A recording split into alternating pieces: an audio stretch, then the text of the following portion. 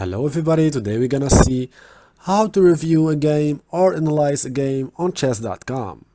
First start playing, and once the game has finished, you should see this button. Click on it. A new page will open and you will find your coach which going to explain your steps and review what you did during this match. Click start review and listen to the remarks of your coach. To go to the next remark, you should click on next move. E5 takes space in the center. Control.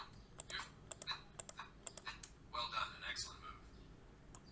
You can select the move by clicking on it from this list.